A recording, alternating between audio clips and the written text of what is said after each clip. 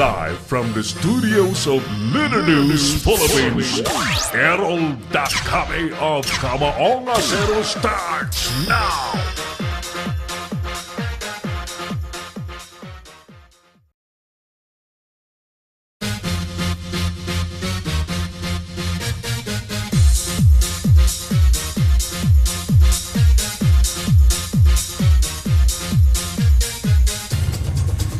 Supreme Court, tinalakay ang MR ni Sireno sa co-warrant petition pero hindi pinagbotohan. Gobyerno ay pinagmalaki ang pagbaba ng unemployment rate sa bansa. Pilipinas at South Korea lumagda sa halos 300 bilyong pisong investment agreement. Mahigit naman sa 100 mga resort sa Kabikulan ipasasara dahil sa violations. Independent-minded na mambabatas, kailangan na raw sa Senado. Alihano, tatakbo sa pagka-senador. Posibleng pagkansila po ng eleksyon sa 2019, kinundi na ngayon ng minorya sa Kamara. Magandang hapon po, Luzon, Visayas, Mindanao, at sa lahat ng sulok ng mundo kung saan naroon po ang ating mga OFW. Muling sumasa niyo po ang palatuntunang Kamaong Acero at tama po kayo. Ako na po ito si Errol Dakame. Welcome po sa ating pang-Martes na edisyon ng programa. Ngayon po ay 5 na sa buwan ng Hunyo taong 2018. Huwag niyo pong kaligtang i-like at mag-comment po sa ating FB page ng Leader News Philippines para mas maraming at i-share po ninyo para mas maraming makakaalam po sa mga nangyayari sa ating lipunan. At hindi po mapaikot ng kung sino-sino lamang sa mga kwentong hinaluan at dinagdagan na. Tayo po ay naghahatid ng eksakto at totoong mga balita at impormasyon para po sa mga Pilipinong nauuhaw po sa katotohanan. Ang ating mga telepono po sa studio ay 0927-494-2175 at 0949-736-5000 para sa mga smart subscribers. Yung naunang binanggit kong number po ay Globe number po yun. Magandang hapon po sa mga nasa Baguio City at sa mga listeners po ng Cool FM 97.5, the only Christian radio station in the city. Sa mga nasa Palawan po na nakatutok ho sa Wow News FM 97.1, Rojas, Palawan at sa Wow News FM 98.5 sa Taytay, Palawan, mga radio stations na pag-aari po ng ating best friend Paddy Bautista sa Bando. At sa lahat pong sulok ng Pilipinas, welcome po kayong lahat sa ating pagkatanghal ng palatuntunang walang ibang agenda kundi ang maging instrumento po ng paghatid ng totoo, genuine at legitimate news. Si Errol Dakame, ang Kamaong Acero. Mga kaibigan, 3:36 in the afternoon. Kumusta kayo sa mga oras pong ito? Anong masarap na merienda kapag ganitong hapon? At ang ibang lugar po ay may mga malalakas na pagulan. May mga binahana nga at ang iba naman po ay nananatiling matindi ang sikat po ng araw, no? Stay where you are and kami po ay all systems go. Kasama po natin ang dalawang piloto po natin sa Engineering Division headed by Engineer Oliver Licop at si Teo na nagpapalipad ng matayog sa ating palatuntunan na napapanood po ng ubod ng linaw sa buong mundo. Si Errol Dakame, ang Kamaong Acero. Right, sige. Tayo po ay dumiretso na muna sa mga balitang ihahatid po ng ating mga masasipag na reporters. Unahin natin ang report ni partner Jojo Sikat mula po sa Senado ng Republika ng Pilipinas. Partner Jong, kumusta ngayon ang Senado? Magandang hapon sa iyo. Go ahead, please.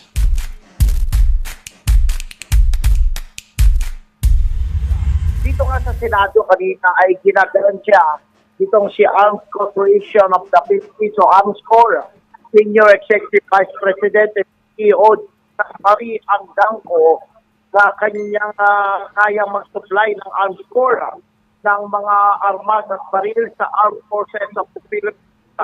Ito yung naging pabilis na sagot ni Anggang ko sa natatuan ni Senator Win na kailan kung kakayanin ba ng arms corps na supplyan ng mga ammunition at armas ng AFP sa kaliwanag sa isinagawang pagditig ng Senado para sa paggawa nga ng Special Defense Economic Zone Authority o itong SPEDESA. Sinabi ni Anggang ko na kakayanin ng arms corps ang mag-supply ng mga bala at armasa sa sandatang lakas ng Pilipinas basta magbabayad lamang sa tamang oras ang gobyerno. Aniya, hindi biro yung magpatayo ang arms corps ng kanilang paggawaan at armas sa loob ng Camp Antonio Luna sa lalawigan ng Bataan na gagastos ng malaking halaga. Iminungkahi ng opisyal ng arms corps na dapat ay may timeline na ang mga order ng kanilang gasoline dahil guguhol na potas ang pag-import lamang ng mga powder na gagawing ammunition para sa AFP. Abisado siya ang gangko na kailangan na mahaba yung kanilang sisi sa pagsusupply ng armas at mga bala sa AFP kung kaya dapat na magbayad sa samang oras sa gobyerno o dapat aniya na i-review itong procurement law. Yun ani yung kanilang makikitang challenge sakali sila nga ang mag-supply sa armed forces of the Philippines. Nangako naman si Senator Gatchetian na titiyakin ng Kongreso na makakapagpaya sa gobyerno sa tamang oras na sakali ng pakasin na mag-supply nito sa AFP. Sa paliwanag ng Senado, ikitang arms corps dapat ang local industry na nga ang gumawa ng bala para maging self-protect na itong AFP na arms and ammunition sa alis na mag-import sa mga foreign arms corporation. Tungkol pa dito na makikinabang din ang mga manggagawang Pilipino. Tama yan, paring Jojo. By the way, ilan bang mga Filipino arms manufacturer ang interesadong sumali sa supply ng armas sa Armed Forces of the Philippines? Sa kasawayaang palad, arms corps lamang ang local natin. At maraming mga foreign investor. Actually, partner, yes. Isa sa mga aktibo ang Arms Corps, pero meron pang ibang mga manufacturers partner na sa totoo lamang sa halip na i-supply dito sa Pilipinas ang kanilang mga produkto ay ini-export pa sa ibang bansa.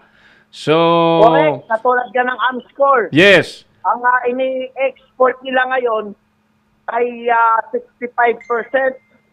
Oo, yung 40% o 35% ay yun lamang yung local. In fact, yung ano nila rito, naibibenta dahil nga mas malakas yung demand sa ibang bansa. Sa abroad. Kasi yung ating AFP, salit na local ay nag-i-import pa. Yan ang problema. So, yung kampanya para mapalakas ang mga industriyang Pilipino ay nawawala kapag kaganyan. Ano? So, magandang panimula yan. At hindi na tayo kailangang manikload sa ibang mga bansa para humingi ng just like with what had happened sa Russia, di ba? Yung Russia, kita mo, naawa. Kasama sa paliwanag kanina ni Tina ang gangko. Ngayon ko lang nalaman, nung nakaraang dekada, panahon pala ni Regime Marcos, sinabi niya na noon tayo pala ay gumagawa ng sarili natin mga baril armas at mga vehicles. Tama. At yun ay nawala nung napago ang yung batas na parang pinapaboran ngayon ay yung mga foreign investors na dapat yun yung mga baguhin daw sa mga batas ngayon na pinakiusap na kanila sa Senado. Actually, ang problema, partner, ang mga taong nakaupo sa gobyerno Kapag ka mananatiling may mga vested interest ang nakaupo dyan, laging gusto niyan importation dahil may commission yan, partner. Ito pa mabigat Ito mabigat. Pag local industries, may tax. Kapag ka foreign ammunition and firearms na binili ng gobyerno, dinala rito, tax-free. Exempted sila sa tax. Kailangang tingnan ulit yan So, paano makakalaban at magiging competitive yung mga produktong Pilipino, just like with Arms Corps at iba pang mga industriya, kung ganyan ang sistema? Ito nga yung mga napag-usapan kanina sa Senado. Unang-una, yung procurement, papaguhin niya dapat. Oh. Nangako naman dyan si Senator Wing Gatchalian. Yung papaborable, hindi lamang sa foreign investor, pati sa mga local natin. Yeah. Pangalawa, kasi ang magiging problema dito sa atin sa mga local investors, marunong nga tayo gumawa ng ballot amination. Mm. Sa atin nang gagaling yung mga chemicals na ginagamit para maging powder gun. Mm. Pero yung powder gun, binibili natin sa ibang bansa, ini-import pa rito na napakamahal. Pinaikot lang tayo. Sa madaling sabi, O, niloloko, kaya nga, ganito. niloloko natin sarili natin. Oo, napag-usapan nga ganito. Mm. Yung powder gun, hindi ba, Gunpowder. i-order natin kasi pag hindi tayo naging reliant doon sa powder na ginagamit bilang bullet, anytime daw, pwede, pagka na galit yung isang bansa na yun, kayang-kaya pala tayong i-hold. Tama. Hindi tayo bigyan. Kaya ang gagawin nga, itong sinasabi nilang economic zone para sa mga paggawa nga ng mga bala. Dito na mismo, ipoproduce yung powder. Actually, partner, yung pinag-uusapan ngayon sa Senado, parang tip of the iceberg yan sa direksyon dapat ng gobyerno na maging industrialized ang Pilipinas at maging self-reliant sa lahat ng bagay na kailangan ng mga Pilipino. Di ba? Correct. Yun nga. Oh. Dapat tayo maging self-reliant sa isa-isa, no? Mayroon na tayo magaling na gumagawa ng dekalidad na mga armas at bala. Ito nga, isa na itong AMSCOR. Yun na lang ang kailangan natin, maging self-reliant tayo sa powder. Tsaka ang talagang labanan dyan, partner, yung corruption eh. Naiiba ang mga pag-procure dahil yan sa mga opinyon na nakaupo. Sasabihin ng iba, mas okay ang kalidad ng galing sa ganitong bansa kaysa sa Pilipinas. So on and so forth. So, iyan ang mga alibay nila para palusutin ang mga komisyon sa milyong-milyong procurement activities ng gobyerno. Correct. Tama ka ron eh. Kasama ka ron. Wala naman tayo pinapanigan kung anong administrasyon. Ang tanong ito eh, bakit nagawa nung panahon ni Rehimeng Marcos? Sinasabi nga natin, Rehimeng, bakit tayo mismo nakakapag-produce ng sariling sasakyan sa ating mga military equipment, armas noon? Bakit na yun? Parang hindi, parang paurong. Wala sa wala sa focus, partner. So, kailangan talaga bigyan na ng malinaw na direksyon na ang Pilipinas ay maging self-reliant. Tumayo sa sariling paa. Lahat ng pangangailangan ng Pilipinas, gawin ng mga Pilipino. And that's the only way na maging matatag ang bansa natin. Lahat naman ng mga components yung nagagaling sa atin. Ito na lang, partner, ha? Ito na lang, malaking insulto ito, ha? Nasa Pilipinas ang International Rice Research Institute. Pero ang Pilipinas ngayong administrasyon, until now, ngayong administration na ito, nag-i-import tayo, partner, ng bigas. Foreigners came to the country to study the high-tech farming dyan sa IRI.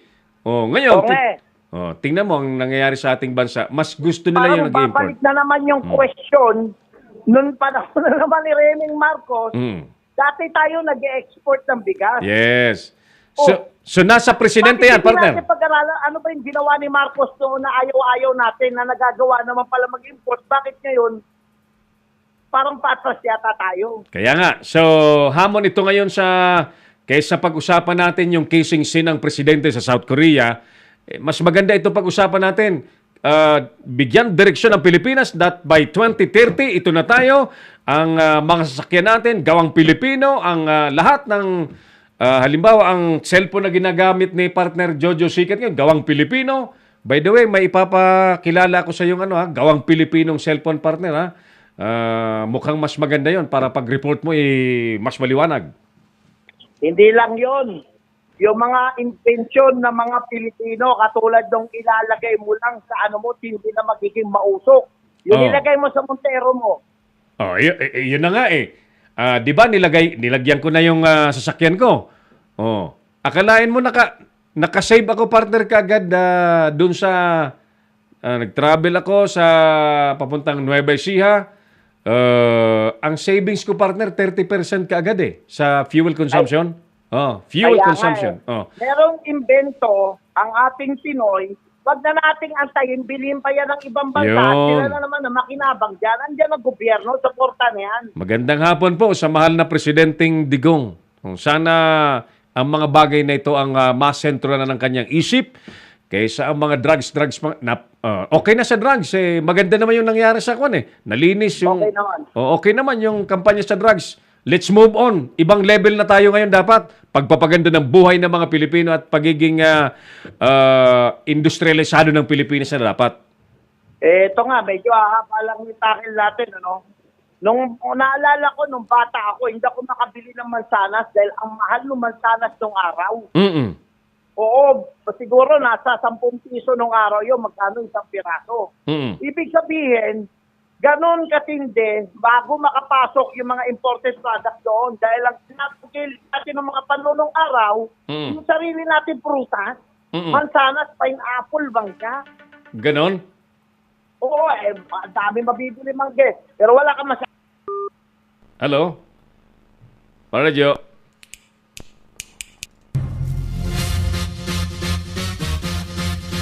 Naputol yung signal natin kay partner Jojo Sikat. Balikan natin. Mga kaibigan, oras po sa buong kapuluan, alas 3:49 na po ng hapon. Patuloy po kayong nanonood sa ating palatuntunang Kamaong Asero sa Leader News Philippines. Ang ating contact numbers po ay 0927-494-2175 at 0949-7365,000 para sa mga smart subscribers. Balikan natin yung ating paring Jojo sa Senado. Paring Jojo, Yes, naputol yung ating talakay. Kasi naalala ko nung bata ako, no? Ang hirap makabili ng mansanas doon para pangarap ng tuwing Pasko. Oo. Oo, lagi mabibili mo lang sa atin yung mga sariling atin ng araw. Ganun katindi kung tangkiligin natin yung sariling atin noon. Mm-mm. Oo, tayo nag-i-import ng mga pineapple, mga saging, mangga. Pero ngayon, nagkalat yung mansalas sa lansangan, 5 piso na lang, galing China.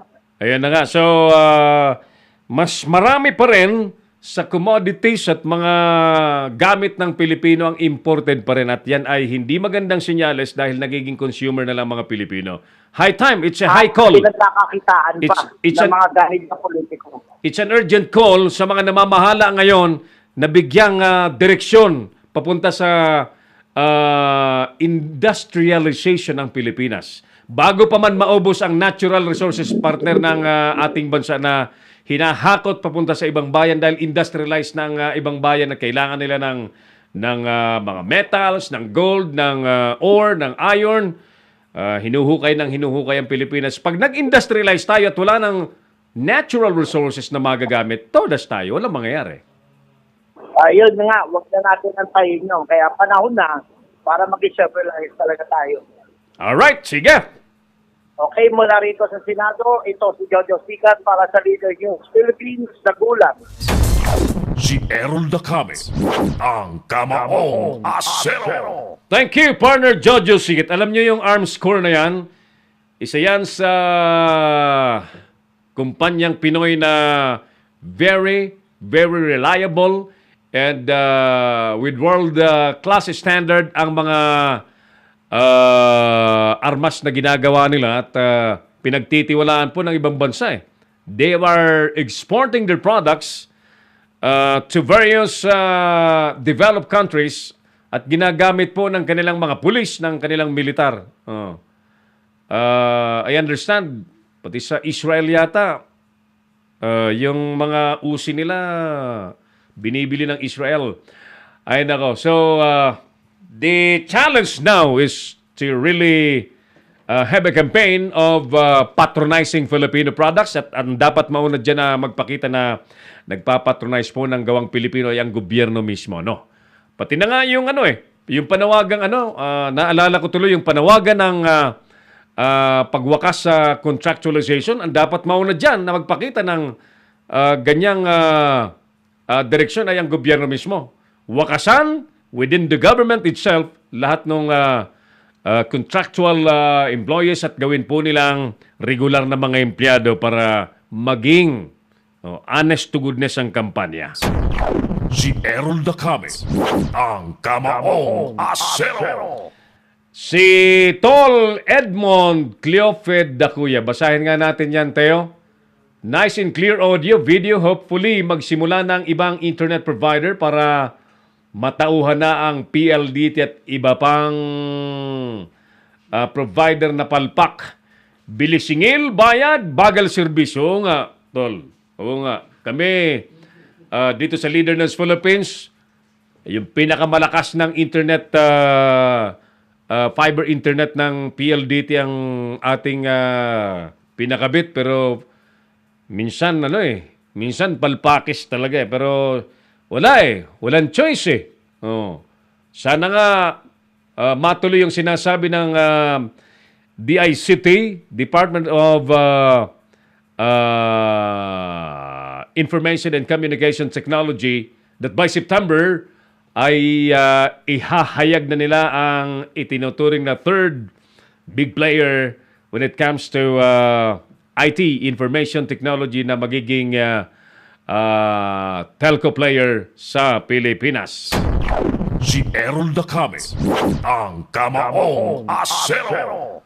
Mga kaibigan, muli ang ating pag-imbita sa bawat isa na ilike po ninyo ang ating FB page, ang Leader News Philippines, na nakasimulcast din po sa ating YouTube channel na Leader News Philippines, at nakasimulcast pa sa mga radio stations po ng Wow News FM sa Palawan, and very soon sa Baguio City po sa Cool FM 97.5, the only Christian radio station in Baguio City.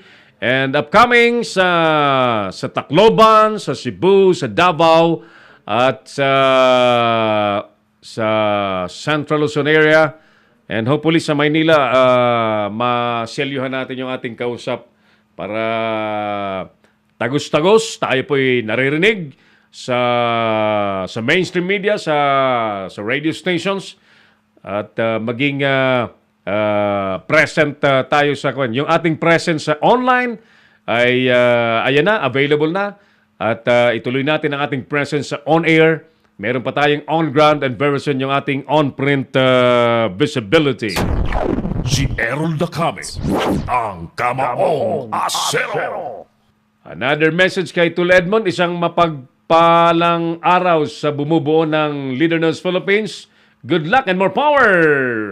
Tul Edmond, dakuya dyan sa Ghana, Africa. God bless always, at ingat lagi dyan sa trabaho at mga katrabaho. Kumusta mga katrabaho mo dyan, mga Pinoy? Sana'y safe kayo lagi, at yan ang palaging dalangin ng mga mahal sa buhay ng mga OFW yung naghihintay lagi sa pag-uwi. Hindi lang naman sa mga padala, di ba? Sa pag-uwing ligtas at walang problema, walang karamdaman ng mga nagbabaka sakali at naglalakas ng loob na mangibang bansa para maghanap buhay. Di po ba? Ganyan po tayo eh.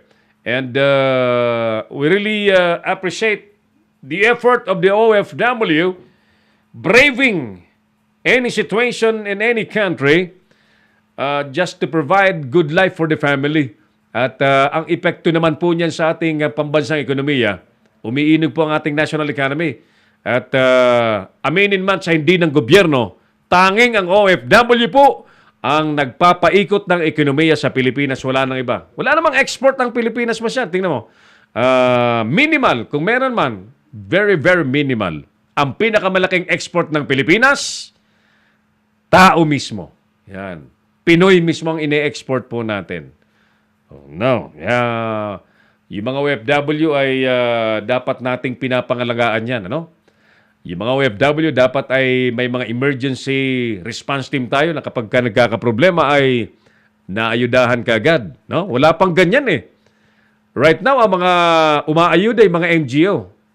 At mga kasamahan natin sa media, mga non-governmental organizations, private efforts. Mas marami yung private efforts, no? At of course, kasama yan kasi sa risk ng mga OFW kapag talagang nangingibang bansa para maghanap buhay. So, ganun na nga, dapat talagang pinaghahandaan niya ng gobyerno na merong mga mechanism to safeguard and to ensure the safety of the OFW anywhere in the world. Dapat. Kasi nga, ang utang na loob ng gobyerno sa mga OFW ay matindi. Not that Duterte was voted by the OFW sector, but OFW po, dolyar ng OFW ang nagpapaikot sa ating national economy. Si Errol Dacame, ang Kamaong Asero. Tuloy tayo. 58 minutos na po makalipas ang alas 3 po ng hapon. Mamaya pong 5 o'clock in the afternoon, susunod kagad ang palatuntunang Bible Cafe ni na Pastor Ram Gamboa, Brother Fernan Vergara at Pastor Jeff Jose. Yan po ay araw-araw, daily, dito po sa ating himpilang Leader News Philippines. At subaybayan niyo po yan. Kung may mga nais po kayo itanong sa ating mga kaibigang pastor para sa mga kasagutan at subject matter na pang-espiritual, available po yung ating telepono 0927-494-2175. 2175 at 0949-736-5000. The text po ninyo. Immediately our program, they will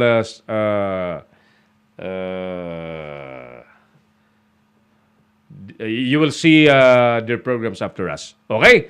Sige, tuloy tayo sa ating pagtatanghal. Ready na yata sila, Dryan, pero may video siyang pinadala. Saglit, ha? Nasaan na, Dryan, yung video mo?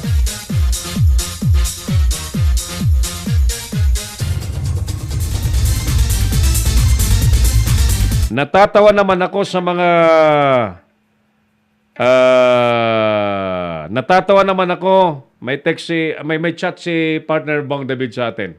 Natatawa naman ako sa mga batikang veterano at legit kuno na media na nagkakanya-kanya ng pagalingan sa DILG na Polcom Press Corps.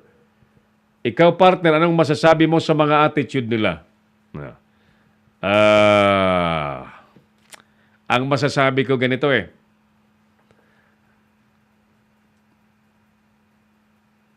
masama ang gawain kapag ang intention mo ay para sa ikasasama ng kapwa mo. Masamang gawain yon. Pero ako blatantly, tulad po ng ating paninindigan, ang anumang bagay na gawaing illegal, yan po'y itinatakwil natin yan. No? Gawaing illegal, gawaing nakasisira sa imahe ng ating profession, partner Bong David. Yan po'y sinisipa natin yung mga gawain na ganyan. And kailangan din nating ipulis yung ating mga nanghanay na walang gagawa ng ganyan. At ang ating dignidad ay napapanatili, ang ating kredibilidad ay hindi nakukwestiyon, so dapat ay walang gumagawa ng ganyan. And the best thing to do is to professionalize, to continue professionalizing kahit may level na ng pagka-professional ang marami, meron kasing mga nag-start sa nagkahilig lamang, pumasok na sa media. So, instead na duhagiin at ismulin, partner Bong, I'm calling for the effort of anybody who is willing na mas maigi pang i-unify at i-professionalize ang hanay at hikayatin na gawin ang ating mga advokasya sa mas mataas na level. Yan. Let's set a higher standard. Ika nga. Kasi ang nangyayari ngayon wala, nagwawakwakan ng tiyan Kaya yung mga sikreto nila sa mga tiyan nila, sila naglaladlaran. Hindi maganda actually. So, on a positive note, ako po ang sinasabi ko, si Kristo mismo ang nagsabi, ang tao lahat nagkasala. Walang sino man sa grupong yan magsasabing di ba? Si Kristo ang nagsabi na lahat nagkasala. Ayan. So, yun nga, ang aking hamon dyan ay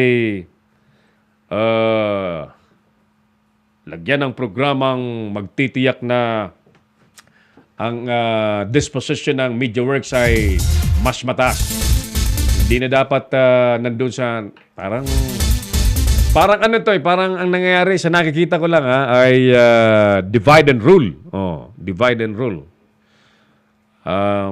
Kaya ako'y nananahimik na lang muna dahil ito kasing mga nandyan ay mga nakatatanda sa atin, partner Bong eh. Kaya ayokong mangunguna sa kanila, nakatatanda sa atin eh. And dahil nakatatanda sila, I believe na they know what they're doing. Pero dahil nagtanong ka, kung akong tatanungin mo, may mas maganda akong naiisip, no? Set a higher bar of public service and doing our profession nang sa ganun ay may makita tayong accomplishment. Yan. Diba? Ganun yun eh.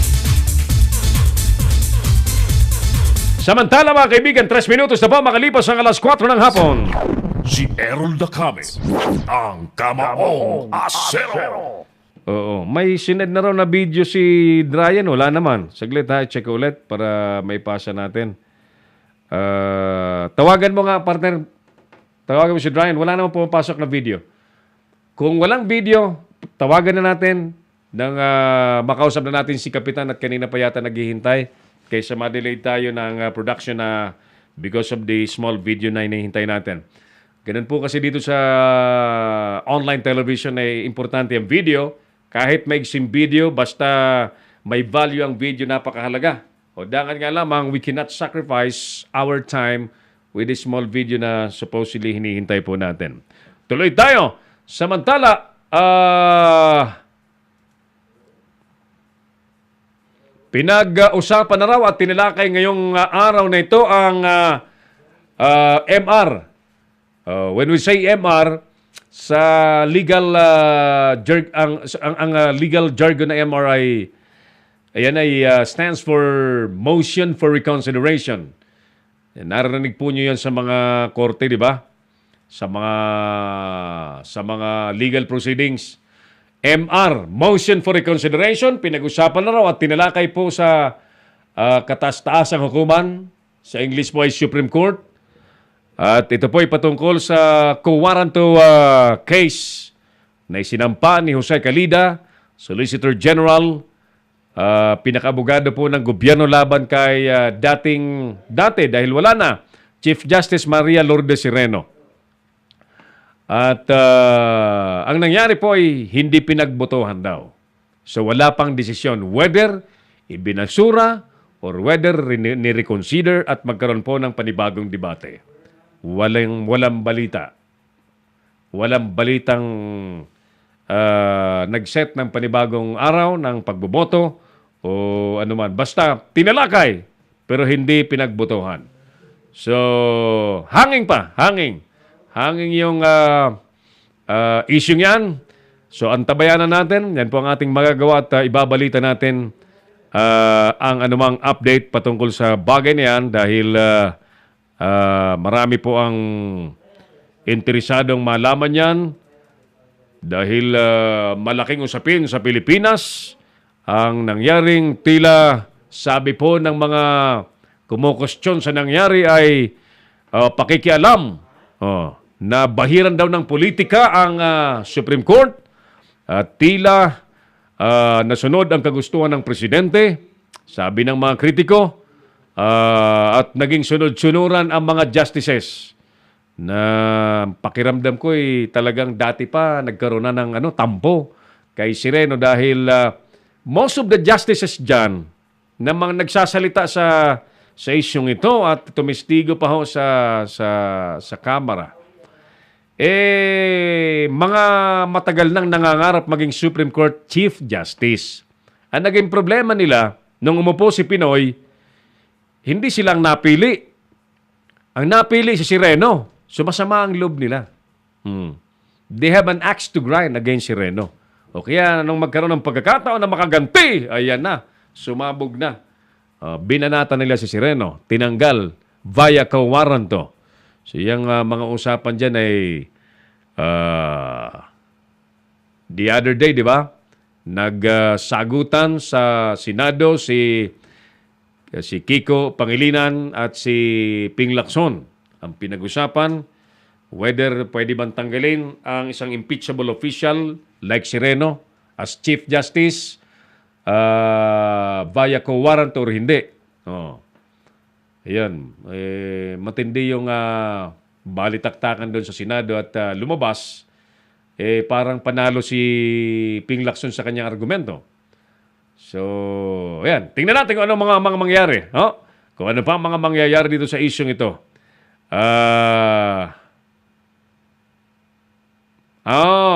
Ang hint pala dito sa isyong ito, malamang daw ay pagbotohan ang motion for reconsideration ni Sireno sa darating na May 19. Si Errol Dacame, ang Kamaong Asero. Alright, sige.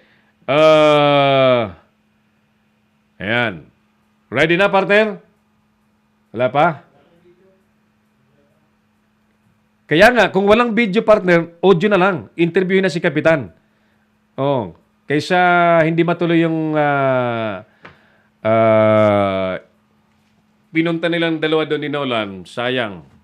Nagsayang ng lahat. So, nandiyan naman si Kapitan yata, kausapin natin. Ang sa pinagbabanggit na ang pinuntahan nila Ryan Zamora po ay isang barangay sa Makati City na nagkaroon po ng issue sa demolisyon. Pina-follow up lamang nila Ryan. Hindi makatagos yung video ni Ryan. Kausapin na lang natin diretso si Ryan para sa kanyang report at makausap na natin yung barangay chairman dyan. Alas 4:09 na po ng hapon. Magandang hapon po sa mga nasa Metro Manila siyempre at mga nasa karatig na rehiyon. Region 4A, Region 4B, Central Luzon at sa lahat ng rehiyon sa buong Kapuluan. Ready na si Ryan Zamora sa kanyang balita. Si Errol Dacame, ang Kamaong Asero. Alright, sige. Ryan, magandang hapon sa inyo dyan sa Makati City. Go ahead please. Magandang hapon. Yes sir, nandito tayo ngayon sa barangay Makati City.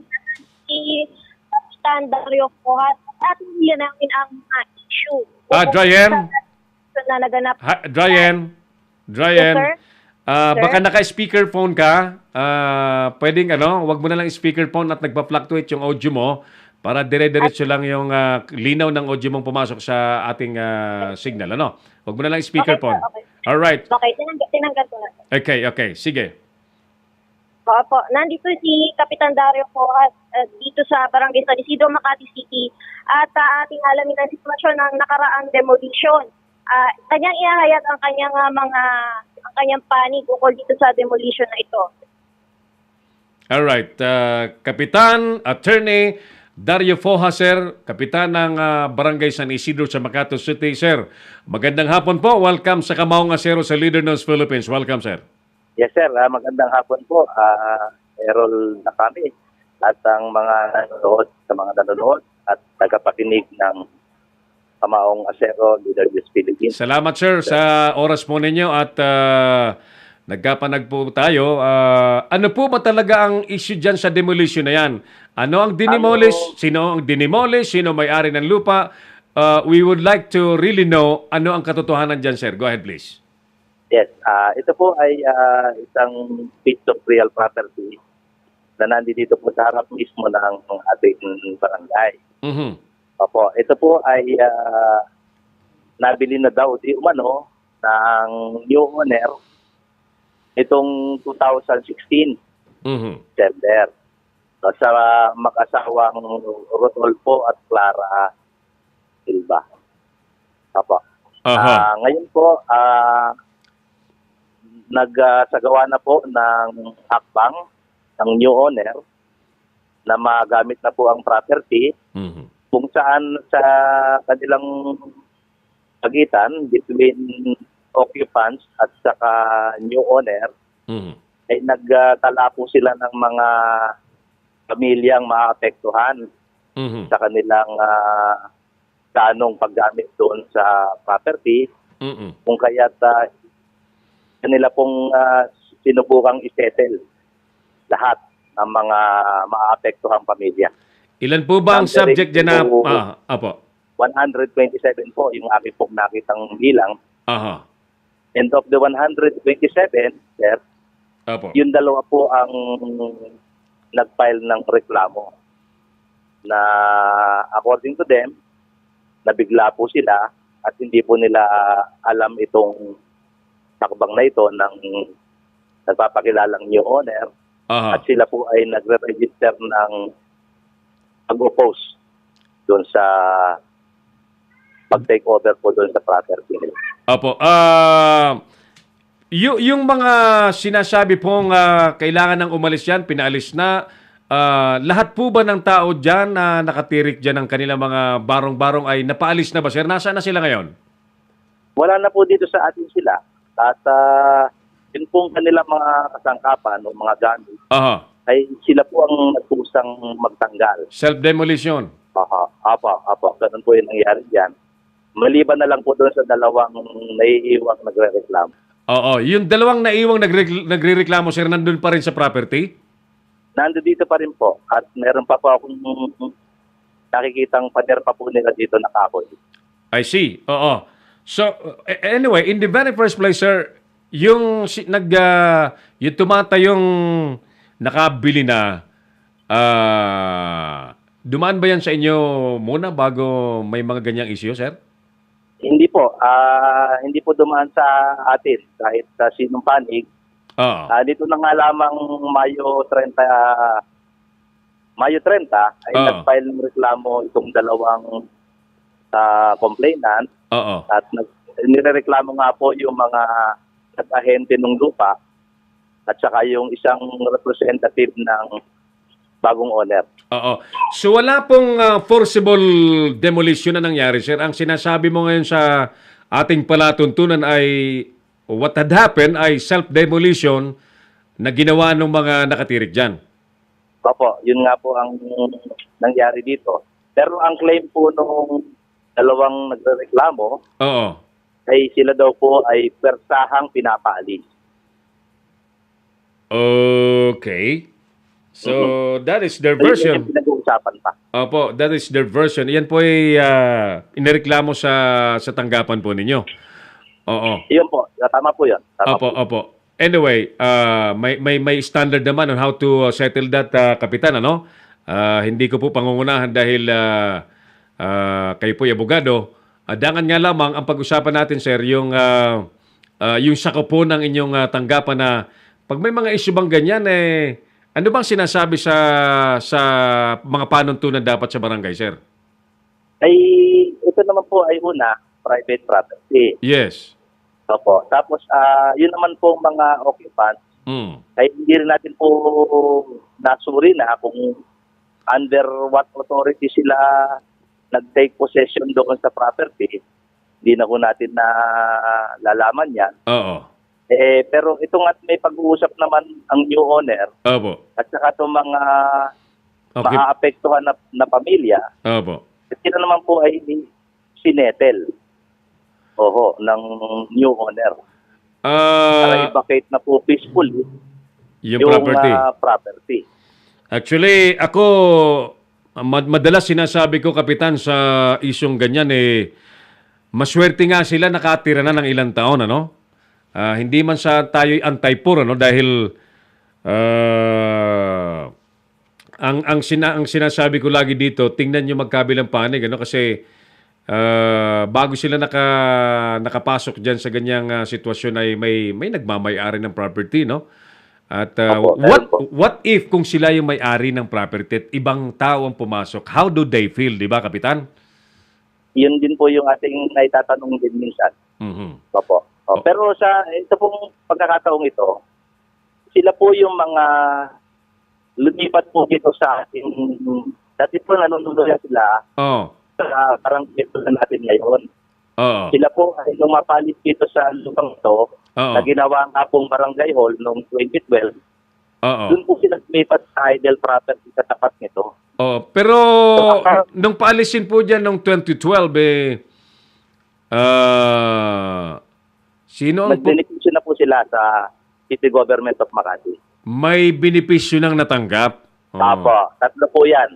Alin man sa tatlo. Oo. Relocation sa Palawan, Laguna. Oo. Financial assistance na nagkakahalaga ng 24,000. Oo. O kaya po ay balik probinsya. Yun ang Maliban mahirap. doon. Yun ang mahirap sa mga kababayan natin, Kapitan, pagka ganyan, ano? Anyway, so, of 127, ang sinasabi niyo ho ay dalawa na lang ang Nagre-resist po. nagre-resist. Opo. Opo. So, ang alam ko, nung nag-uusap tayo kahapon you told me that there's supposedly may hearing ka ngayon about Yes that. po. Opo. What happened? Trespassing po. Anong nangyari po? Hindi po dumating ang complainant, so I had it reset sa Makalwa po, sa Webes. Complainant Patuloy po. mismo ang hindi dumating? Opo, hindi nakadating. Nawala daw sa schedule niya yung isang kanyang bahagi ng trabaho niya siguro. Ang nag-complain dyan ay yung occupant. Hindi po, yung pong nagpapakilalang bago may-ari.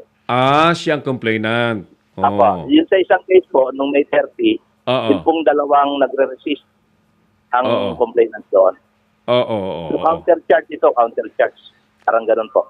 I see. So, anyway, ako'y titingin na lang doon sa papel nyo, Kapitan, bilang tatay ng barangay, ano? Ay, opo, Sir Oo. Errol, opo. Oo.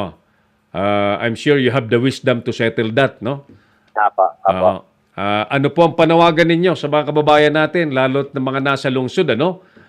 Nasa inyo po ang pagkakataon, Kapitan, at although ako, as a media man, Kapitan, I do not easily believe anybody who introduce me themselves that they are this, they are that.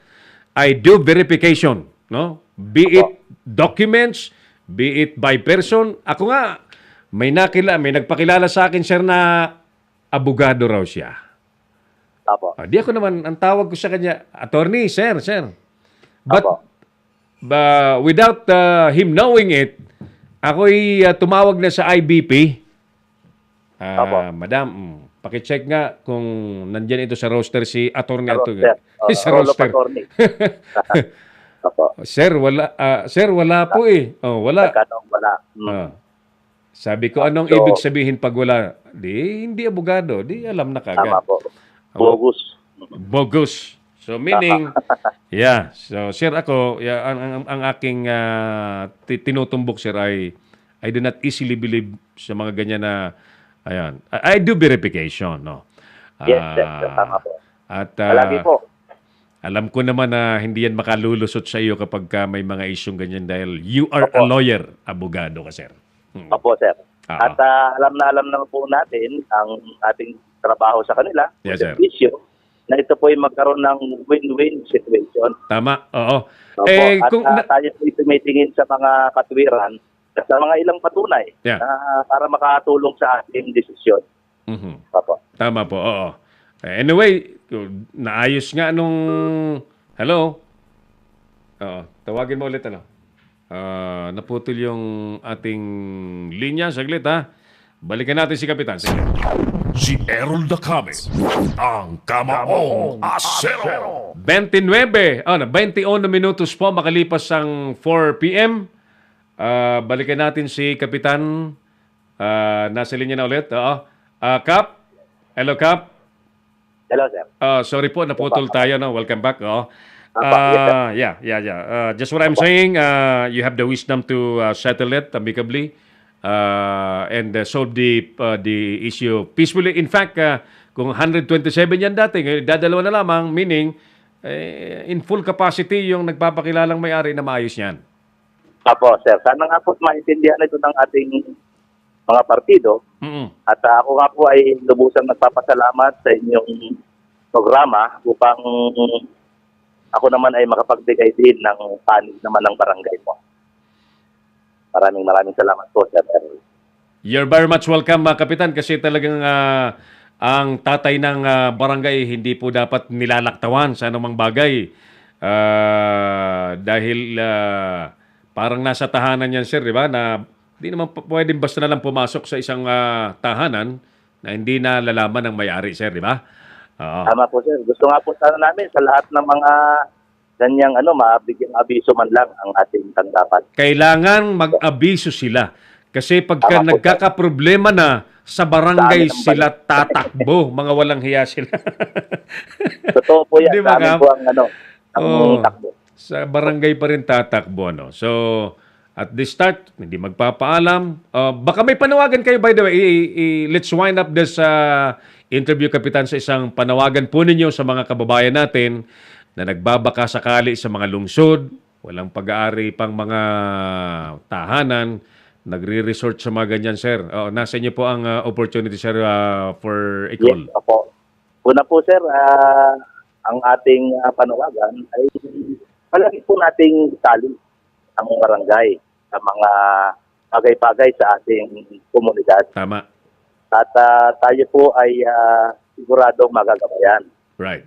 upang na natin ng kalituhan at yung mga katuwirang balustor ay atin pong maituwid.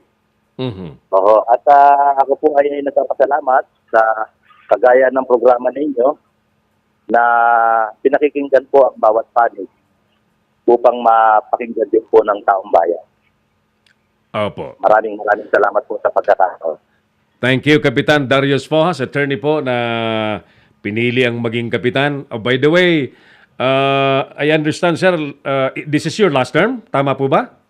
Yes, po. I have several more days before I go back into private life. I'm sure hindi po nalugi sa ang mga taga-barangay Isidro sa serbisyo po ninyo. Salamat naman po. Ito naman po ang ating ating susunod na mamumuno. Opo. Long time ago, nandyan ang opisina namin sa barangay mo, yung Manila Tribune. I was the editor-in-chief of the Manila Tribune. Nandyan yung dating office namin sa lugar mo, Kapitan. Ganun po ba? Magkita kami. That was in 1997, if I'm not mistaken, 98, mga ganon. Pero wala ka pa yata, sir, sa Kwan. Wala ka pa yata sa barangay hall that time. Oo. Wala pa po ako sa barangay hall, pero ako po ay dito na pinanganak, sir. Kaya ibang tawag dito, kilala natin ng mga naninirahan sa barangay. Ay, po. Anyway, sir, thank you so much at good luck po sa panibagong buhay po ninyo sa sa serbisyo po sa bayan. Saan man po kayo mapunta, pribado ulit kayo or mangarap kayo na sumabak sa 2019. Why not a city, why not a congressman, di ba?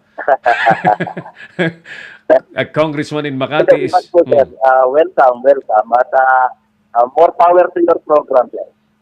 Thank you, sir. Thank you for this time. And Mabuhay po kayo. napakinggan natin ang panig po ng barangay. Mabuhay po, Kapitan Darius, Attorney Darius Fojas, sir. Thank you. Salamat po. Sir. Salamat. Magandang hapon, sir, Attorney. Okay. Yes, Dryan? Dryan? Yes, sir. Yes, okay. Mula dito sa Makati Dryan Zamora para sa Leader News Philippines. Thank you, Dryan. Excited si Dryan mag-extra. May tatanong pa sana ako kasi kanina may binabanggit si Dryan na may mga tao pa doon sa barangay hall na nakaipon-ipon pa. Tawagan mo nga ulit. Excited mag-extra saglit, ha? Dryan, ha? Saglit. Huwag ka muna umalis dyan. 36 minutes. Okay. Sorry, ha? I need to put you back on air.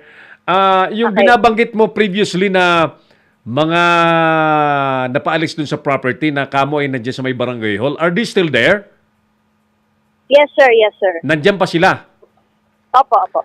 Saan daw sila pupunta? Ano yun, sir? Anong sabi nila? Saan daw sila malilipat? Balita ko sinettle na sila ng Kilton, yung may-ari na ngayon ng property? Yes, sir. Nandito pa sila. At yun nga ang sabi nila, Thursday daw ay, sinabihan daw sila ng taga-MAPSA na Thursday daw ay mag-uusap daw sila. Yung taga-Kilton yata. Teka, linawin natin, ha. Kanina sa interview natin kay Kap ay 127 yung affected families, ano? And of the 127, dalawa na lang ang hindi na umaalis. At Yes, sir, but according dito sa mga residents na nakatambay, ay nasa 15 pa daw silang hindi daw naayos. Yun ang sabi nila, sir. pero yan yung 15 yan ba ay lumapit kay Kapitan para magpaalalay pa? Yun nga, ayaw daw nila nga pumunta sa barangay at wala daw nangyayari. Yun ang sabi nila. Ako na magsasabi, Ryan, nagsisinungaling yan. Kasi kung ayaw lumapit kay Kapitan yan at nandyan sila, naghihintay ng dagdag yan. Okay, sir. Di ba? Kasi kung halimbawa, feeling nila naapi sila, for sure, umakyat na yan kay Kapitan at humiling ng tulong, di ba? Yes, sir, tama ka. Kung ayaw lumapit sa Kapitan, bakit? Bakit? So, anyway, ang tinitingnan natin dyan yung kasalukuyang sitwasyon na sila'y nandyan pa rin. At, Pero may sinasabi sila nga Thursday daw na sila daw ay kakausapin daw ng taga-Kilton. So, antayin natin ito darating na Thursday, sir. So, yung Thursday yan ay, ano yon? Kasi ang Thursday sinasabi ni Kapitan ay yung hearing nila sa dalawang nagrereklamo. Hindi daw nila alam yung hearing na yun, sir. So, sabi nila, yung taga-Kilton daw ang kakausap sa kanila sa this coming Thursday po. Okay. So, anyway, outside the barangay ho lang usapan. Kasi yun ang parang gusto nila, di ba? Yes, sir. Sige. Discretion nila yan. Alam mo, pagka walang reklamo, walang kaso, ganun lang yan kasimple. No complaint, no case. Nandiyan ba si Nolan? Nakarating ba dyan si Nolan, Ryan? Hindi nakarating dito si Sir Nolan dahil may iba siyang mga tinatrabaho. Okay. So, very good. You've done a job well, Ryan, sa follow-up report natin dyan sa demolition issue dyan sa San Isidro, Makati City. Thank you, Ryan. Okay, thank you so much, Sir Errol Dacame. Mula dito sa Makati City, Ryan Zamora para sa Leader News Philippines. Si Errol Dacame, ang Kamaong Asero. Sabi ko na nga ba, nandun pa yung mga tao nagkukumpulan sa may barangay hall eh. Pero, nandun na nga sila sa may barangay hall, bakit ayaw lumapit kay Kapitan kung pinaalis na sila sa property na hindi pa nasisettle? Di ba? Bakit? Yan. Yun ang $64,000 question. Kasi kung talagang totoong hindi pa sila naayos, malamang umiyak na yun kay Kapitan. Kapitan, tulungan mo kami. Ganon, di ba? Alright, tuloy tayo sa ating programa. Happy birthday muna sa mga may birthday today. At may mga anniversary, ano man pong anniversary yan. We just wish that your celebration and merrymaking will be a memorable one. May mga babatiin ba tayo, Teo? I-plus mo na nga yung mga babatiin natin. At papaubusan naman bilis ng oras natin. 4:31 in the afternoon. Sa iba pa mga issue, ipinagmamalaki po ngayon ng gobyerno ang pagbaba ng tinatawag nating unemployment rate. Ayun, magandang balita yan. Sa statistika, lumalabas daw po na bumaba ang bilang ng mga Pinoy na walang trabaho. Ay, maganda, di ba? Maganda. So, kayo pong mga nanonood sa atin ngayon, kayo makapagsasabi mismo, yung mga nanonood sa atin na dati walang trabaho, nagkatrabaho na ba? Kayo mismo ang testigong buhay, no? At ganun pa man, siyempre, positibong balita ito na binabanggit natin na nagkakaroon po ng pagkakakitaan ng mga kababayan natin ayon sa datos po ng gobyerno. Dahil sa peryodong ito ay bumaba daw ang unemployment rate.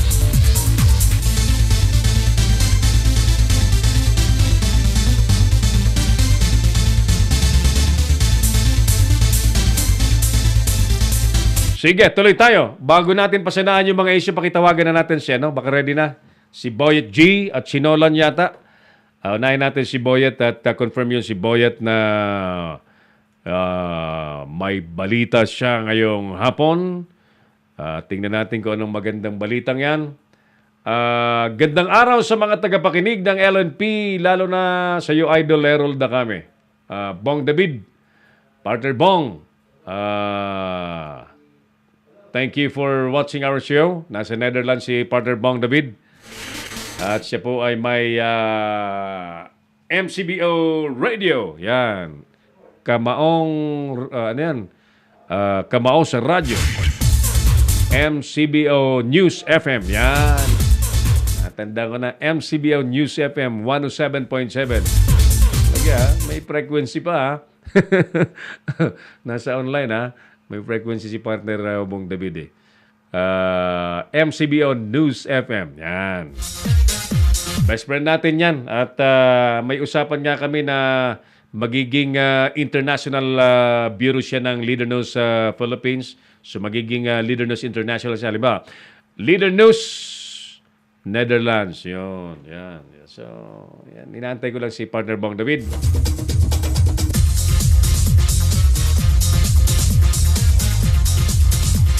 Diretso muna tayo sa iba pang mga issue habang nila-line up pa na ini-establish natin yung iba pang mga linya para sa mga reporters.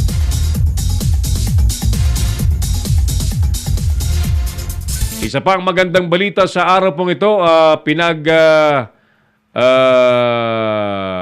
ipinagmamalaki rin ng pamahalaan ang nilagdang investment agreement ng Pilipinas at South Korea na umabot daw sa halos 300 bilyong piso.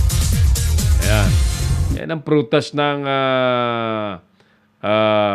state visit ba yun? Foreign trip ng presidente. Pagbisita po ng Pangulong Duterte sa South Korea na nahaluan lamang ng kissing scene, ano? Ako, hindi ko na binabalita yung mga kissing scene na yan eh. Una sa lahat, lalaki din ako eh. Magmimistula kasing ipokrito ako kapag binabalita ko pa yung mga kissing scene na yan.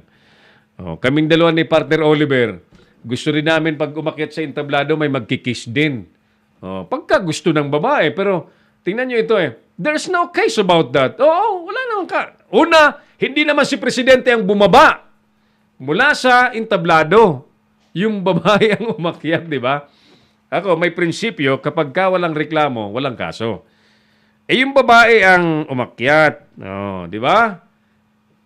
OFW. So, nga lang, sa ibang mga pananaw, may kanya-kanyang pananaw, inirerespeto ko po yung mga pananaw, especially ng mga babae naman. Yan, ganun. We respect women. Kaya nga, bagamat si Francis Tolentino yung presidential advisor on political affairs, nagpapaliwanag pa dyan na request naman daw yun ng Filipino community na para magkasayahan lamang. Kiss, kiss, kiss, mga ganun eh. Basta kung ibabalita ko na lang itong 300 billion pesos sa investment agreement. Nilagdaan po ng Pilipinas at South Korea. Yan ang dapat pag-usapan natin sapagkat yan ang papakinabangan ng mga Pilipino, di ba? Huwag na tayong sumakay sa mga walang lamang, walang wawa na mga issue. Kasi at the end of the day, di ba, ang tanong dyan, anong mapapala ng mga Pilipino sa foreign trip ng presidente? Ito yon. Ito yung bunga. Ito yung resulta ng foreign trip. Mga investment, mga investors. Yan ang trabaho kasi ng presidente yan. Inviting investors to come to the country and put their businesses here and create more jobs. Job opportunities. Yan ang kwan dyan eh. Obligasyon talaga yan ng presidente. So, ano pa ang mga issue natin sa araw na ito?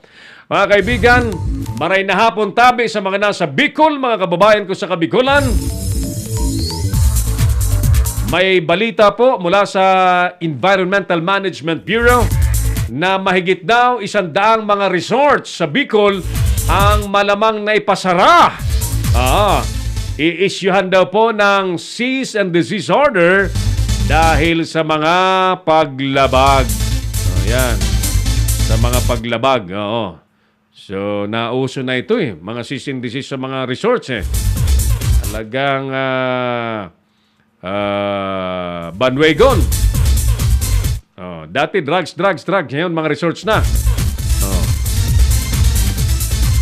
Ayon po sa balita mga kaibigan, binigyan po ng taning na 1 buwan palugit ng Environmental Management Bureau ang mahigit sa 100 business establishments and resorts sa Bicol Region at inisyon po ng notice of violation upang makomply ang mga documentary requirements.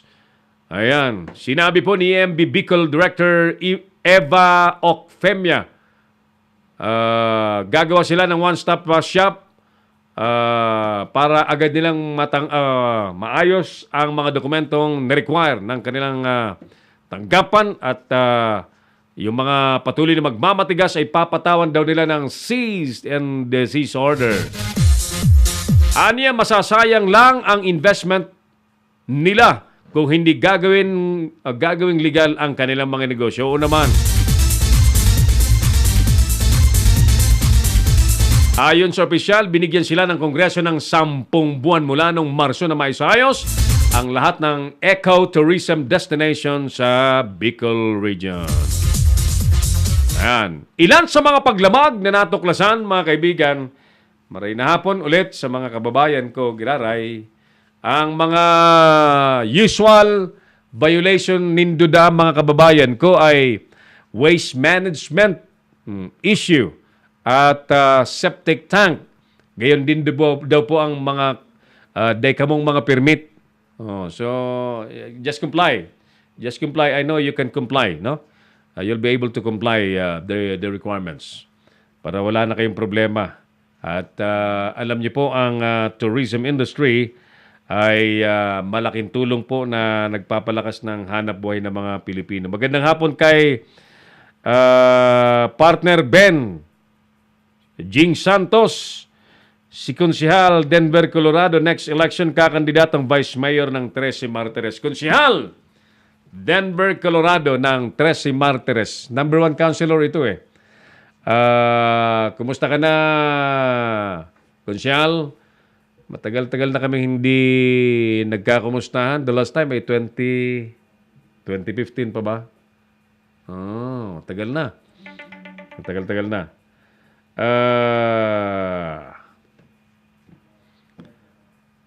Hindi pala kumandidato si partner Jing. Okay, sige, tuloy tayo. Nasa na tayo? So, yan po ang pwedeng gawin ng mga kababayan natin nagmamay-ari ng mga resort sa Bicol Region to simply comply. Ganun lang naman yan. I-comply po ninyo. Otherwise, baka nga masayang lang ang mga pinaghirapan yung pera na binuhuso dyan bilang investment. Yan, bilang investment. Areglado? Sige. Si Nolan ba wala? Di siya, no? Walang... Tawagan nyo nga si Nolan para... Hindi ba contact? Di ba contact? Di ba? Sige, tuloy tayo sa ating palatuntunan. Sinasabi naman ni Congressman Gary Alejano na kailangan ngayon ang isang independent-minded na mambabatas sa Senado. Ayan. Well, ako naman talagang ang Senado po ay dapat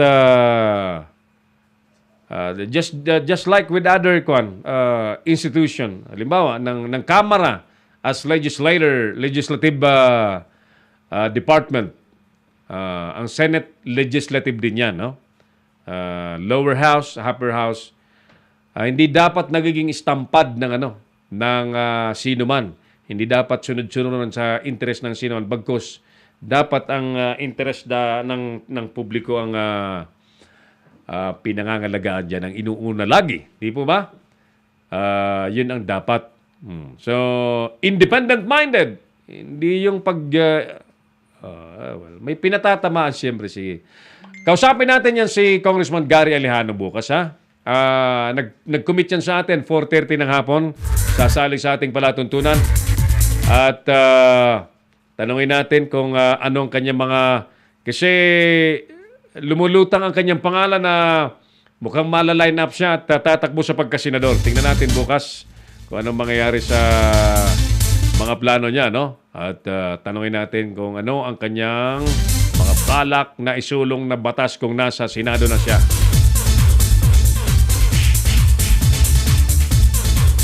At bilang panghuli mga kapatid, posibleng pagkansela po ng eleksyon sa 2019, kinukundina na ngayon ng minorya mga kaibigan. Sa totoo lamang, meron pong mga nagpapalutang ng Noel. At yan po in the guise of revolutionary government. Si Bishop Nilo Tayag, in fact, minessage ko sa Messenger. Dahil isa siya sa nagtutulak ng revolutionary government, sabi ko, you are very much welcome to join our show and explain ano ba yung revolutionary government na sinasabi ninyo. Yan ba yung makabubuti sa taong bayan? Pag-usapan natin. At kung makabubuti yan, we will support you. Di po ba? So, may mga nangangamba na kapag ka talagang yan ang isinulong, revolutionary government, ang lalabas dyan pag revolutionary government, wala ng Supreme Court. Wala ng Senado, wala ng Kongreso. Pati lahat ng media, sarado na. Patay ka na tayo. Pag revolutionary government. So, I don't know. Kaya nga, sabi ko kay Bishop Nilo Tayag, kasi nagpulong-pulong sila nung isang gabi, Bishop, if you have time, please join our show and explain what is your concept of revolutionary government and what is that revolutionary government for? Yan. Ano ba ang pakay ng revolutionary government? So, kami nakahandang makinig at kapag ka maganda, nakahanda po kaming tumulong. Alright, so parang ganito, no? Kailangan nating tulungan ang dugong bigay, lugtong buhay natin na yan na gagawin po ng Alagang Kapatid Foundation at Philippine Blood Center. Yan po ay mangyayari sa June 9, 2018, alas 10 hanggang alas 4 po ng hapon. 10 a.m. to 4 p.m. sa Fisher Mall Expo Hall. Diyan po ito sa Quezon Avenue, Quezon City. Yung Fisher Mall po, yung dating Pantranco area. Fisher Mall na po yan. Alam niyo po ba yung may-ari ng Fisher Mall? Yan yung fishing magnate sa Malabon na napakayaman. Siya yung napakayamang may barkong pangisda sa Malabon. Yan. Kaya nga Fisher Mall. Nakaipon na sa halip na magpagawa ulit ng panibagong mga barko para sa pangisda. Siguro takot na siya sa West Philippine Sea. Mall nang ginawa. May isa pa? Sige. Tulungan natin itong World Blood Donor Day. June 9 po kasi ang World Blood Donor Day, no? At yan po ay naglalayong makalikom po ng maraming blood donors para yung mga nangangailangang pasyente na may salba ang buhay sa pamamagitan ng blood transfusion ay matulungan if you will donate blood. Ano ito, partner? Ha? Message ito? Oo.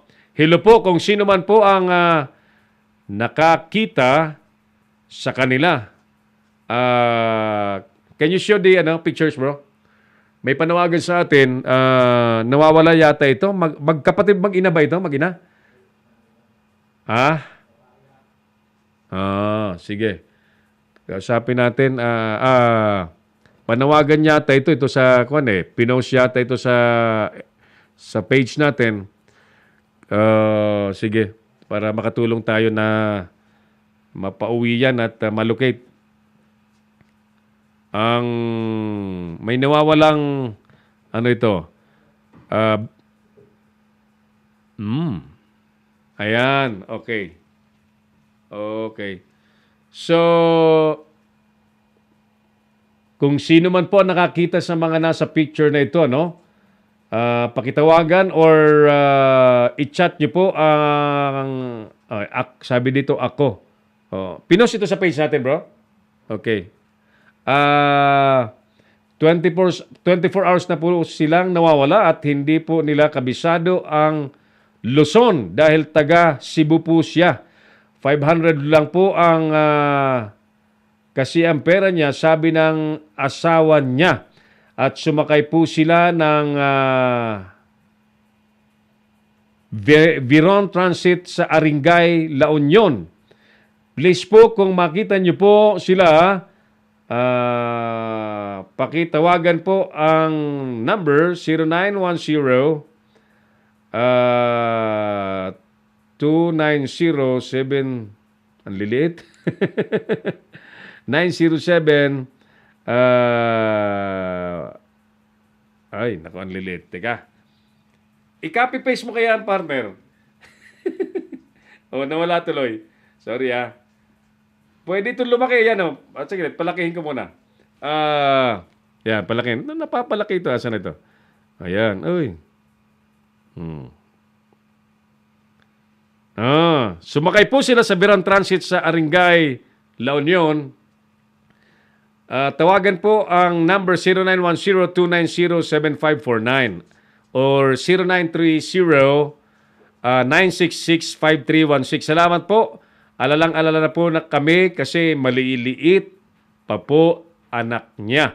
Please po, kung sinong makakita, pakichat niyo po ako. Alright. Ibig sabihin, mag-ina ito, no? Mag-ina. Mag-ina ang sumakay sa Viron Transit daw. Di naman sinabi kung saan papunta. Galing Cebu, papuntang Luzon. Di papuntang Metro Manila yan, for sure, kung galing Cebu, papuntang Luzon. Sige, so, pakilagay mo ulit yung picture. Picture ulit. Para matulungan natin. So, sino man pong makakita dito sa mag-inang itong demalocate kung nasaan, pagtabihin mo kaya yung picture na yan tsaka yung message. Mga kaibigan, oras po natin, 49 minutes after 4 in the afternoon, immediately our program magsisimula po at inyo pong mapapanood ang palatuntunang Bible Cafe nila Pastor Ram Gamboa at sino kasama ni Pastor Ram? Si Brother Fernando Vergara. Ayan, very good. Ayan, abangan po ninyo. At mga pagkaing espiritual, isyong espiritual, topic na espiritual ang pag-uusapan po dyan. Ayan, at exactly 5 p.m. O yan, nasa picture po ulit yung mag-inang mga batang-bata pa. Parang magkapatid lang, partner. Baby, ang bit-bit niya. Ayan, yung babae ay batang-bata pa. Nawawala daw, walang contact. Walang alam sa Metro Manila. So, sige. Tawagan niyo po ang mga binanggit na wala na. So, sige. So, chat na lang natin kapag may update tayo, no? So, sino man pong makakita sa mag-inang ito na flinas namin yung picture, please inform us para matulungan natin yung kanyang pamilya na maabisuhan. Thank you, thank you! May mga greetings mo ba tayo dyan, partner? Plus na dito para hindi mapag-iwanan.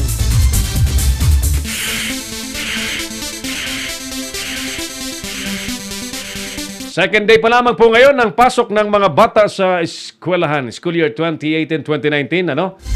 At sana'y tuloy-tuloy na maging okay towards the weekend. Ang unang linggo ho ng klase ng mga estudyante sa public schools. Nauna po kasing nagbukas ang klase sa mga pampublikong paaralan dahil yung mga private schools ay iba na ho yung kanilang schedule. Inviting everyone to come and donate blood this coming June 9, 2018 at Fisher Mall Expo Hall, 4th floor. Come, donate blood and save lives. World Blood Donor Day po yung June 9. So, tulungan po natin yan. Florabel Divina Philippine Blood Center. Yan po yung advocate niyan. Sino yan? Si Boyet, may report siya? Sige, habol natin. We still have 8 minutes bago mag-alas 5. Sige. Kanina pa kasi si Boyet hinihintay natin at masipag kasi yan, ano? By the way, nais ko pong ulitin yung ating imbitasyon sa mga nanonood, ano ho?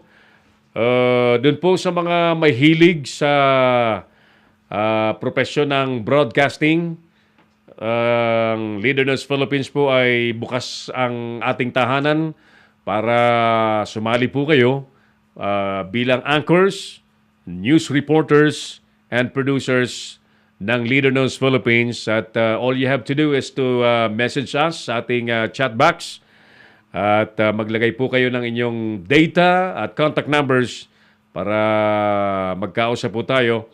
Dahil ang plano po natin ay pupunuin po natin ang programa, ang daytime slots natin mula 6 o'clock ng umaga at 6 o'clock ng gabi. Ayan. So, bali, by now, 2 pa lang ang programa natin. So, 10 pang program ang ilalagay natin. At this time, report muna tayo mula kay Boyet G. Si Errol Dacame, ang Kamaong Asero. Alright, so, Partner Boyet, magandang hapon. Go ahead, please. Yes, Errol. Magandang hapon, Errol. Mananatili pa rin, Errol, sa kulungan ang dalawang natutunan na nanakit at nanaksak sa grupo ng mga manlalaro ng Philippine Basketball Association o PBA itong linggo ng madaling araw sa Bonifacio Global City sa Taguig City. Ito'y matapos masampahan na ng kasong constructive homicide at physical injury sa Taguig Prosecutor's Office ang dalawang suspect na sina Edmar Manalo Ilacanlale, 40 anyos, isang Filipino-American at nanirahan sa number 1336 Arizona Avenue, Milipitas, California, at si Willard Balisi, 38 ng Block 1, Lot 20, Pass o Phase 3 Country Home, Tatan, Muntinlupa City. Ayon kay Atty. Howard Calleja, abogado ng mga basketball player na sina Jerome Teng, Norbert Torres at Tomas Torres na sinaktan at sinaksak ng dalawang suspect sa pagharap sa piskalya, humingi ang mga suspect ng preliminary investigation at pumirma ng waiver of detention na nangangahulugan na payag silang manatiling nakakulong sa detention cell ng Taguig City Police habang may preliminary investigation. Itinakda naman ng piskalya ang preliminary hearing sa May 11, araw ng Lunes. Sinabi pa ni Atty. Calleja, wala silang pangamba na matatakasan ng mga suspect ang kaso dahil mananatili siya sa kulungan. Anya, mayroon tumistigo at magbibigay ng video kung paano nangyari insidente at posible rin madagdagan pa ang kasong isasampa laban sa dalawang suspect. Live mula sa Southern Metro, Boyet Guillermo, Leader News Philippines. Si Errol Dacame, ang Kamaong Asero. Mga kaibigan, sa pamamagitan ng report na yan ni Partner Boyet G mula sa Southern Metro Manila, paalap report niya po doon sa basketball player na sinaksak ng nakaalitan sa isang bar sa Global City. Yung mga mahilig mag-bar talaga, no? Diyan sa Global City yan, maraming kwento dyan ang umiikot na mga nagda-drugs eh. High-end bars ang nandyan po sa Global City. Ang mga parokyano po dyan ay mga mayayaman. Ang mga basketball player po sa Pilipinas, menos po ang sweldong 200,000 a month. Pataas po yan at hanggang kalahating milyon yata. May ceiling silang kalahating milyon. Therefore, maraming pera. Di alam kung paano gastusin. Di na lang itulong sa mga nangangailangan at mga nagdaraw pa, no? Uubusin sa pag-inom at mga bisyo. Sige, so, salamat na lamang sa mga nanood sa ating palatuntunan worldwide at sa mga nakasama natin sa paglilingkod sa araw pong ito ng Martes. Ang ating mga Leader News Patrol, Jojo Sikat, Dryan Zamora, and Boyet Guillermo. At siyempre, sa ating mga manonood na lagi po nakasubaybay sa ating platform, the hottest platform in the country, Leader News Philippines. At sa ating dalawang piloto sa engineering, Engineer Oliver Licop and Teo. Ako pa rin po ang inyong Kamaong Asero, nagsasabing God bless Pilipinas! Inyong napanood ang mga batas na banat ni Errol Dacame sa Kamaong Asero. Abangang muli dito sa Leader News Philippines.